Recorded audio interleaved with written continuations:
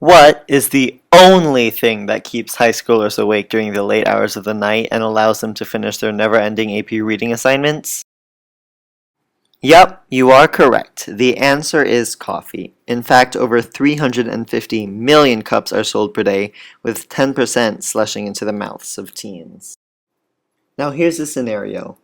Every night at 8:30, Treat goes on a run. He goes by Bukit Panjang Plaza, but he does not just run past. He stops. Treat buys a medium-sized caramel macchiato with an extra shot of espresso for $7.70 from Starbucks. But why doesn't he choose the cheaper alternative?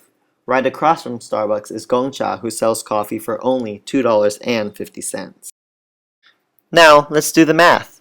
Starbucks costs $7.70 per day, $38.50 per school week, and $1,501.50 per school year, totaling at $15,050 over the course of 10 years. Gongcha, on the other hand, costs $2.50 per day, $12.50 per week, $487.50 per year, and $4,875 for the cost over 10 years. The total difference between these two is $10,175 with a difference of $1,014 per year. Now let's say we invest the difference into an S&P 500. An S&P 500 allows you to buy 500 of the largest stocks in one package. This graph above shows that after 10 years in a Vanguard 500 index fund, $10,000 grows to $19,864.45, meaning it has an interest rate of approximately 7.5%. Now let's see how much we can make with our $1,000. After 10 years of adding an annual addition of $1,041, our future value would be $15,421.03. If we did this for 25 years, our future value would be $74,099.27. Even though we use an interest rate of 7.5% in this scenario, it is important to note that 7.5% is an approximate.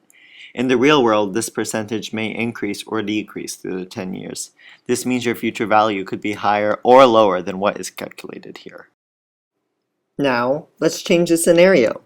Let's say I'm tired of disrupting my sleep pattern, so instead of buying coffee, I continue to run past Bukit Panjang.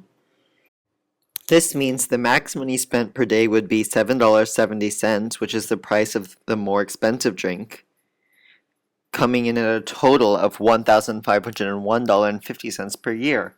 Now let's say we invest this again into the S&P 500.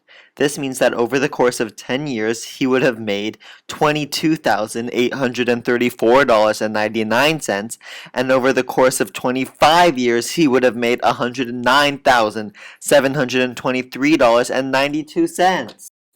Now let's look at this graph. As you can see, taking the healthier route and buying neither would increase our investment by over $35,000.